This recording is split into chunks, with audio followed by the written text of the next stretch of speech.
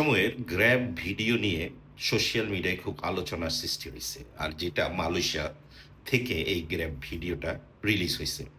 আমি বাংলাদেশ সরকারের উদ্দেশ্যে একটা ছোট্ট কথা বলতে চাই। সেটা হচ্ছে বাংলাদেশ থেকে শ্রমিক পৃথিবীর যেই দেশেই পাঠায় না কেন তাদের নিম্নতম কিছু শিক্ষা দেওয়া দরকার। যেমন গ্র্যাব ২ ধরনের 7 সিটার এবং 5 সিটার।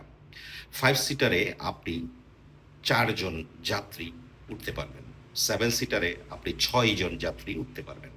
সো গ্র্যাব যখন আপনি অর্ডার দিবেন, যদি আপনি ৬ জন হন, আপনি ৬ জনের গ্র্যাবই 7 সিটার গ্র্যাবের গাড়ি অর্ডার দিবেন। আর যদি আপনি ৪ জন হন, সেই ক্ষেত্রে আপনি 5 সিটারের গাড়ি নরমাল যেটা সেটা অর্ডার দিবেন। কথা হচ্ছে বাংলাদেশ সরকারকে কেন বললাম নিম্নতম শিক্ষা দেওয়ার জন্য। কারণ অনেকেই বিদেশ আসার পরে চাইলের ব্যাগ মাথায় করে নিয়ে চলে যায়। কাঠি বোঁচকা মাথায় করে রাস্তা দিয়ে বের হয়। অনেকেই লুঙ্গি পরে বিভিন্ন মার্কেটে যাতায়াত শুরু করে দেয়। এতে বিদেশে অন্য বাংলাদেশী যারা আছে তাদের সম্মান হানি হয়। দেশের মান সম্মান ক্ষুণ্ণ হয়।